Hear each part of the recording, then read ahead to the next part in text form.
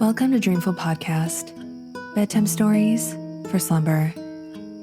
I would like to start off this episode by thanking our newest supporters, Jared Collins, Denise LaVista, Devin Burchett, and Kira Hammond. Thank you all so much, and I hope you have the sweetest of dreams.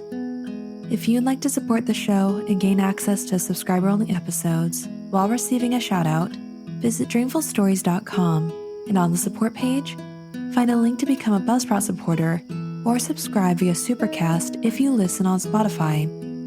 There are other ways to support the show, including a PayPal link, leave a 5-star rating and review, or just tell a friend who you think might really like the show. This podcast is sponsored by BetterHelp. When I think about the relationships that truly light up my life, they're always a connection that's built on love, trust, and a whole lot of effort. See, there's this misconception out there that a relationship should always be smooth sailing, that if there's any hint of a struggle, it's a sign that something's wrong. But some of the best relationships blossom because both people are willing to roll up their sleeves and put in the work. Take setting boundaries, for instance. It's not easy, but learning to prioritize your own needs and communicate them effectively can transform not just your relationships, but your entire life. And that's where therapy comes in. It's not just about romantic relationships. It's about every connection in your life, whether it's friends, colleagues, or even yourself. Therapy is a safe space to explore, grow, and learn the skills needed to nurture those relationships. So if you're contemplating taking that step towards a healthier, happier you, why not give BetterHelp a try? It's therapy reinvented for the modern world, entirely online, designed to fit seamlessly into your busy schedule. Become your own soulmate, whether you're looking for one or not. Visit betterhelp.com/dreamful today to get 10% off your first month. That's BetterHelp, HELP.com/dreamful. I found an unusual and whimsical treat for this episode. It's a guide titled 8 or 9 Wise Words About Letter Writing by Lewis Carroll, who authored Alice's Adventures in Wonderland. I found this guide to be somewhat nonsensical, and hopefully, it's boring enough to put you right to sleep. So, snuggle up in your blankets and have sweet dreams.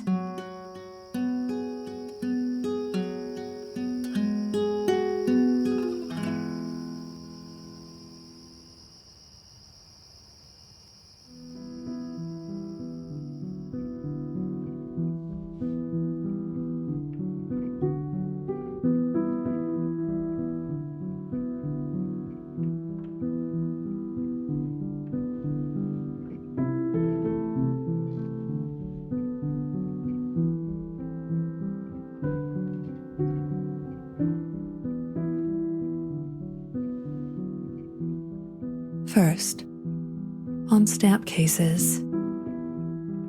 Some American writer has said, "The snakes in this district may be divided into one species, the venomous. The same principle applies here. Postage stamp cases may be divided into one species, the wonderland. Imitations of it will soon appear, no doubt, but they cannot include the 2 pictorial surprises, which are copyright. You don't see why I call them surprises? Well, take the case in your left hand and regard it attentively. You see Alice nursing the Duchess's baby? An entirely new combination, by the way. It doesn't occur in the book. Now, with your right thumb and forefinger, lay hold of the little book and suddenly pull it out. The baby has turned into a pig. If that doesn't surprise you, why, I suppose you wouldn't be surprised if your own mother-in-law suddenly turned into a gyroscope. This case is not intended to carry about in your pocket. Far from it. People seldom want any other stamps. On an emergency, then penny stamps for letters, 6 penny stamps for telegrams, and a bit of stamp edging for cut fingers. It makes capital sticking plaster and will stand 3 or 4 washings, cautiously conducted. And all these are easily carried in a purse or pocketbook. No, this is meant to haunt your envelope case or wherever you keep your writing materials. What made me invent it was the constantly wanting stamps of other values for foreign letters, parcel post, etc., and finding it very bothersome to get at that kind I wanted in a hurry. Since I have possessed a Wonderland stamp case, life has been bright and peaceful, and I have used no other. I believe the Queen's laundress uses no other. Each of the pockets will hold 6 stamps comfortably. I would recommend you to arrange the 6 before putting them in, something like a bouquet, making them lean to the right and to the left alternately. Thus, there will always be a free corner to get hold of, so as to take them out, quickly and easily, one by one. Otherwise, you will find them apt to come out 2 or 3 at a time. According to my experience, the 5D, 9D, and 1S stamps are hardly ever wanted, though I have constantly to replenish all the other pockets. If your experience agrees with mine, you may find it convenient to keep only a couple, say each of these 3 kinds, in the 1S pocket, and to fill the other 2 pockets with extra 1D stamps.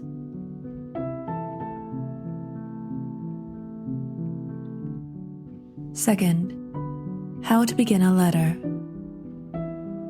If the letter is to be an answer to another, begin by getting out that other letter and reading it through in order to refresh your memory as to what it is you have to answer, and as to your correspondent's present address.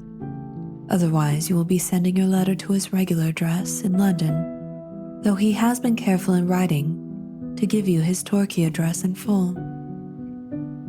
Next, address and stamp the envelope. What? Before writing the letter? Most certainly. And I'll tell you what will happen if you don't. You will go on writing to the last moment, and just in the middle of the last sentence, you will become aware that time's up. Then comes the hurried wind-up, the wildly scrawled signature, the hastily fastened envelope, which comes open in the post, the address, a mere hieroglyphic, the horrible discovery that you've forgotten to replenish your stamp case, the frantic appeal to everyone in the house to lend you a stamp, the headlong rush to the post office, arriving hot and gasping just after the box is closed, and finally, a week afterwards, the return of the letter from the dead letter office, marked address illegible. Next, put your own address in full at the top of the note sheet. It is an aggravating thing, I speak from bitter experience, when a friend staying at some new address heads his letter Dover, simply assuming that you can get the rest of the address from his previous letter, which perhaps you have destroyed. Next, put the date in full. It is another aggravating thing when you wish years afterwards to arrange a series of letters, to find them dated February 17th, August 2nd, without any year to guide you as to which comes first. And never, never put Wednesday simply as the date. That way, madness lies.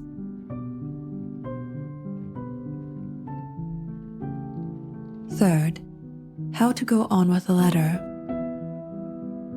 Here is a golden rule to begin with. Write legibly.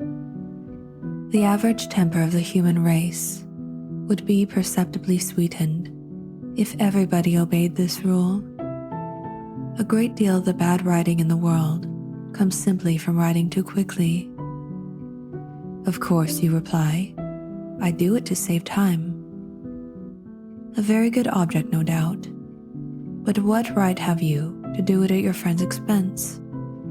Isn't his time as valuable as yours? Years ago, I used to receive letters from a friend, and very interesting letters too, written in one of the most atrocious hands ever invented. It generally took me about a week to read one of his letters.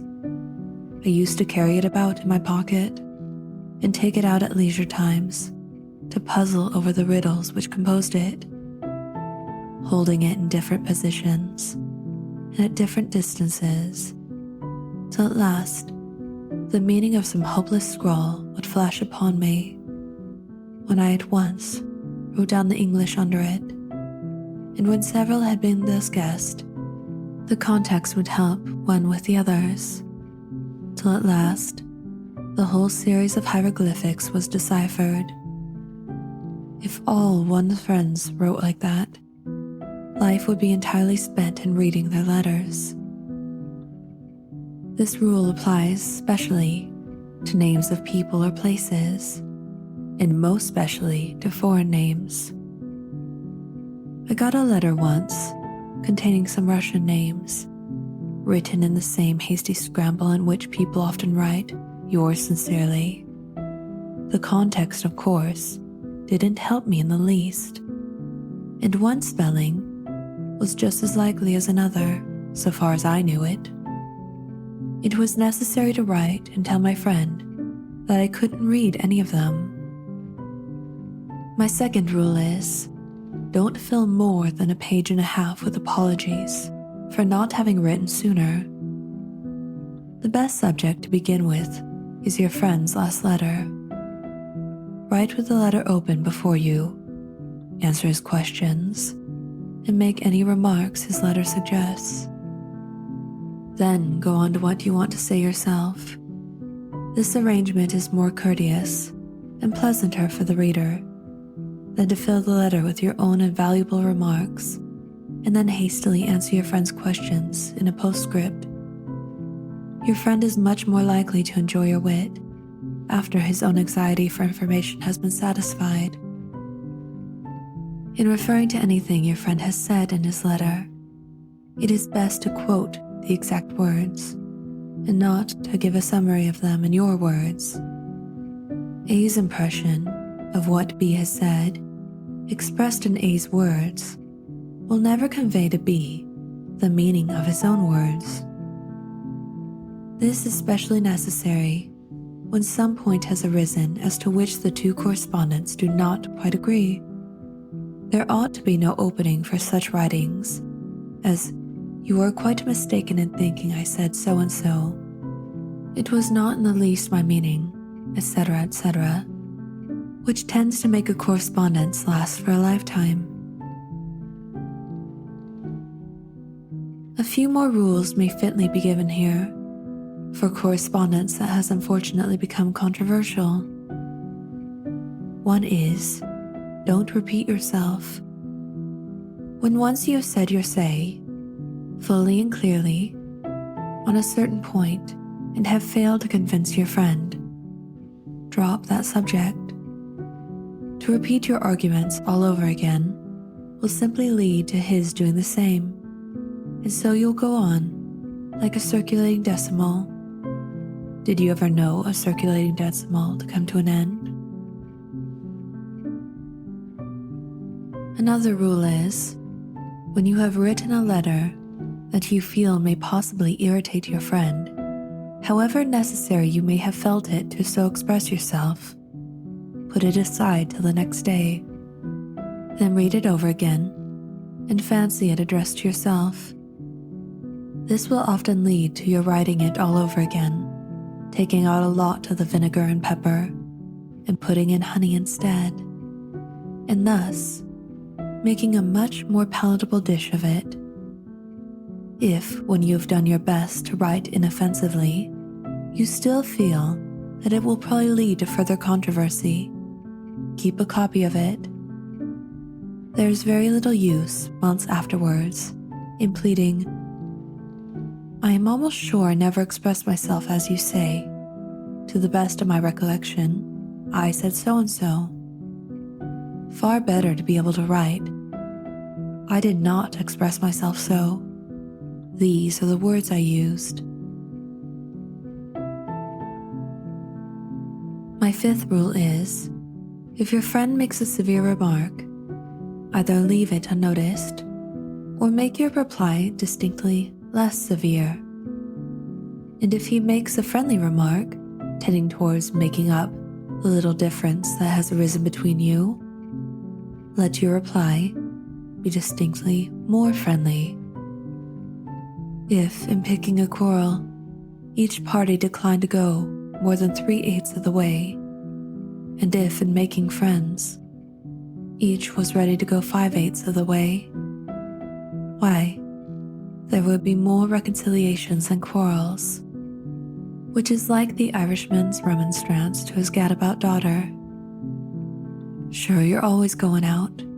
You go out 3 times, for once that you come in. My sixth rule, and my last remark about the controversial correspondence, is don't try to have the last word. How many a controversy would be nipped in the bud if each was anxious to let the other have the last word. Never mind how telling a rejoinder you leave unuttered. Never mind your friends supposing that you are silent from lack of anything to say. Let the thing drop as soon as it is possible without discourtesy. Remember, speech is silvern, but silence is golden.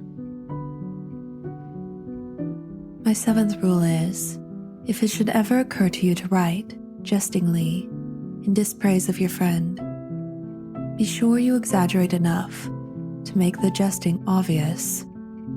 A word spoken in jest, but taken as earnest, may lead to very serious consequences. I have known it to lead to the breaking off of a friendship. Suppose, for instance, you wish to remind your friend of a sovereign you have lent him, which he has forgotten to repay. You might quite mean the words, "I mention it," as you seem to have a conveniently bad memory for debts, in jest. Yet, there would be nothing to wonder at if he took offense at that way of putting it. But suppose you wrote, "Long observation of your career as a pickpocket and a burglar has convinced me that my one lingering hope for recovering that sovereign I lent you is to say, 'Pay up, or I'll summons ye.'" He would indeed be a matter-of-fact friend if he took that as seriously meant. My eighth rule, when you say in your letter, "I enclose check for £5, or I enclose John's letter for you to see," leave off writing for a moment, go and get the document referred to, and put it into the envelope. Otherwise, you are pretty certain to find it lying about after the post is gone. My ninth rule, when you get to the end of a note sheet and find you've more to say, take another piece of paper, a whole sheet, or scrap as the case may demand. But whatever you do, don't cross. Remember the old proverb, "Cross-writing makes cross-reading"? The old proverb, you say inquiringly. How old? Well, not so very ancient, I must confess. In fact, I'm afraid I invented it while writing this paragraph. Still, you know, old is a comparative term. I think you would be quite justified in addressing a chicken, just out of the shell, as old boy when compared with another chicken that was only half out.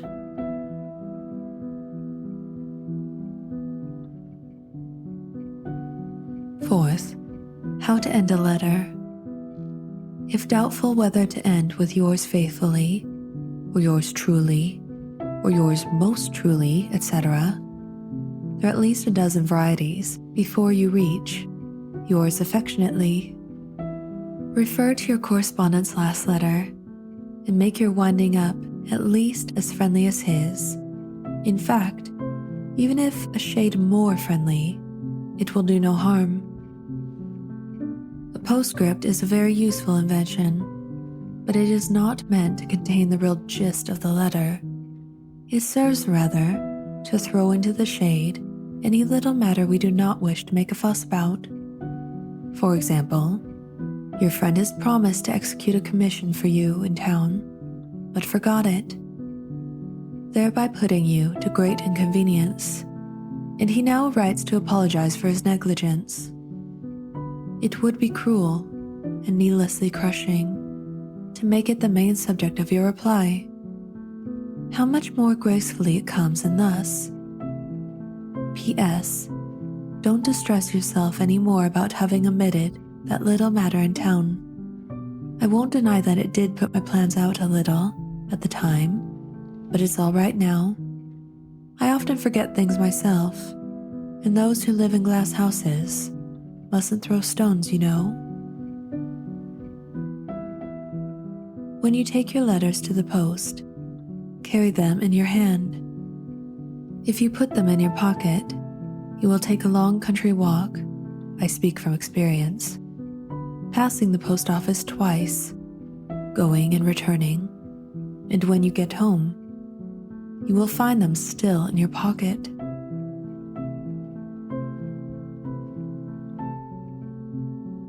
And fifth, on registering correspondence, let me recommend you to keep a record of letters received and sent. I have kept one for many years and have found it of the greatest possible service in many ways. It secures my answering letters, however long they have to wait. It enables me to refer, for my own guidance, to the details of previous correspondence, though the actual letters may have been destroyed long ago. And most valuable of all, if any difficulty arises years afterwards in connection with a half-forgotten correspondence, it enables me to say with confidence, I did not tell you that he was an invaluable servant in every way, and that you couldn't trust him too much. I have a copy of my letter. What I said was he is a valuable servant in many ways, but don't trust him too much. So, if he's cheated you, you really must not hold me responsible for it. I will now give you a few simple rules for making and keeping a letter register. Get a blank book containing, say, 200 leaves, about 4 inches wide and 7 high. It should be well fastened into its cover, as it will have to be opened and shut 100 times. Have a line ruled in red ink down each margin of every page, an inch off the edge. The margin should be wide enough to contain a number of 5 digits easily. I manage with a 3/4 inch margin, but unless you write very small, you will find an inch more comfortable. Write a precis of each letter, received or sent, in chronological order. Let the entry of a received letter reach from the left-hand edge to the right-hand marginal line, and the entry of a sent letter from the left-hand marginal line to the right-hand edge. Thus, the two kinds will be quite distinct, and you can easily hunt through the received letters by themselves without being bothered with the sent letters, and vice versa. Use the right-hand pages only, and when you come to the end of the book, turn it upside down and begin at the other end, still using right-hand pages. You will find this much more comfortable than using left-hand pages. You will find it convenient to write, at the top of every sheet of a received letter, its register number in full.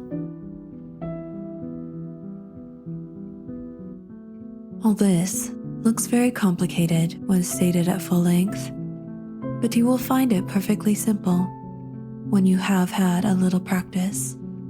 and will come to regard the making up as a pleasant occupation for a rainy day, or at any time that you feel disinclined for more severe mental work.